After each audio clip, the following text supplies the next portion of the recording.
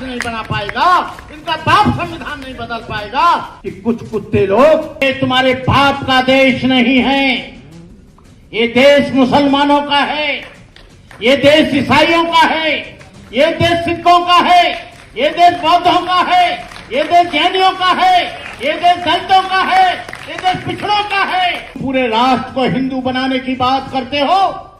एक गांव, एक ताल्लुक, एक तहसील, एक गली हिंदू बनाकर तुम्हारा बाप नहीं दिखा सकता। कि इन्होंने देश में हिंदू राष्ट्र की मांग करके यहां के करोड़ों लोगों को जगा दिया। इन लोगों ने संविधान को बदलने की बात कह के पूरे देश में हलचल मचा दी। आप लोग बहुत सीधे लोग हैं। हिंदू राष्ट्र कैसे बनाओगे?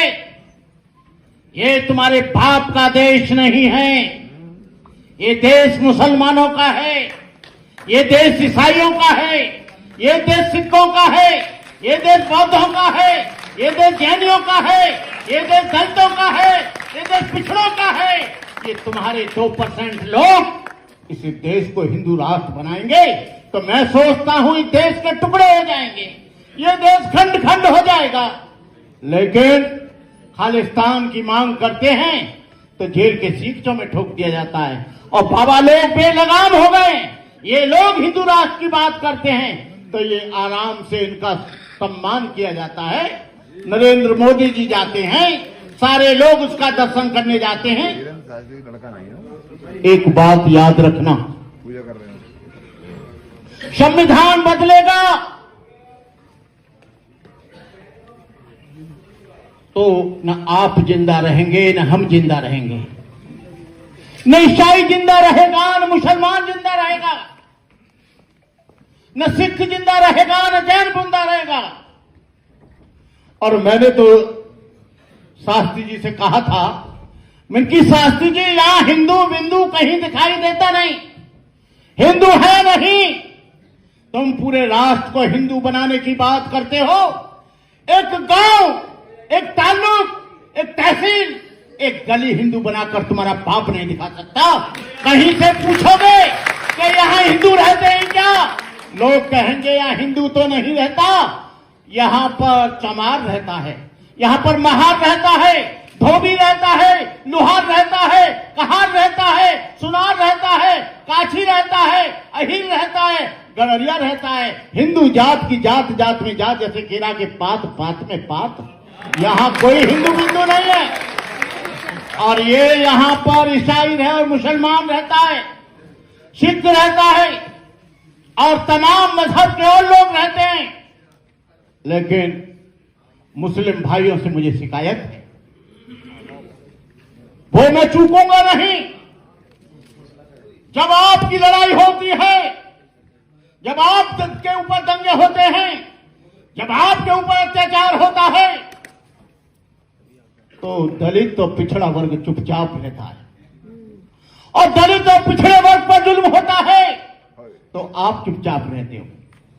एट्रोसिटी एक्ट को बदला गया। एट्रोसिटी एक्ट की दलित समाज के लोगों ने लड़ाई लड़ी। 12 बच्चे, दलित बच्चे, वो भी जाटव बच्चे, चमार बच्चे कुर्बान हो गए। मैं चाहता हूं दलित मंचों पर आप भी आए, भीड़ के साथ आए, और मुस्लिम मंचों पर हमको भी बुलाएं। ये आदान प्रदान होना चाहिए, तब हम देश में संविधान को बचा पाएंगे। आपकी औकात नहीं है कि आप संविधान को बचा लें, हमारी भी औकात नहीं है कि संविधान को बचा लें, पिछड़े वर्ग की भी औकात नहीं है संविधान को बचा ले, सिखों की औकात भी नहीं है संविधान को बचा ले, ईसाइयों की औकात नहीं है संविधान को बचा ले। संविधान बचेगा, ये सारे अल्पसंख्यक, SC, ST और पिछड़ा वर्ग एक मंच पर आएगा। ये 3% रह जाएंगे। इनका बाप हिंदू राष्ट्र नहीं बना पाएगा, इनका बाप संविधान नहीं बदल पाएगा। तो मेरा आपसे गुजारिश है, मेरा आपसे निवेदन है, मेरा आपसे आग्रह है कि आप, ये वक्त आ गया है, हम सब लोग एक मंच पर आकर इस देश को, और सबसे बड़ी बात है, प्राचा साहब आप तो पढ़े लिखे आदमी हैं, तकीर रजा साहब आपको बता दूं, न्यायपालिका उनकी है, कार्यपालिका उनकी है, विधायिका उनकी है, मीडिया उनका है। आरएसएस ने 100 बरस तक इंतजार करने के बाद पूरे देश पर काबिज हो गई और तुम लोग 85% लोग आज मेमोरेंडम देते हो, बड़ी बड़ी सभाएं करते हो।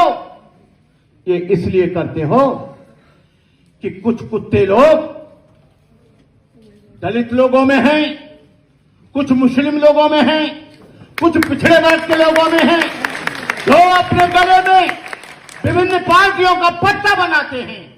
यहां मुसलमान और पिछड़ा वर्ग और दलित वर्ग मिलकर एक पार्टी बनाए पॉलिटिकल, तभी देश में आप कुछ बदलाव ला सकते हो, अन्यथा आप देश में बदलाव नहीं ला सकते। संविधान बदलेगा तो तुम बदल जाओगे, संविधान बदलेगा तो मस्जिद नहीं रहेगी, संविधान बदलेगा तो चर्च नहीं रहेगा। मैंने नया संविधान पढ़ा है, नए संविधान को मैंने बड़ी गहराई से, उन्होंने बौद्धों को हिंदुओं में जोड़ लिया है, जैनों को हिंदुओं में जोड़ लिया है। सबसे ज्यादा कहर उनका है तो ईसाइयों पर और मुसलमानों पर। हमारी कोई ज्यादा मुसीबत नहीं होगी, लेकिन इसलिए हमने कहा था, आरएसएस का आदमी कल लाया था, यदि हिंदू होता बौद्ध धर्म तो डॉक्टर अंबेडकर हिंदू धर्म को लात मारकर वो बौद्ध क्यों होते हैं?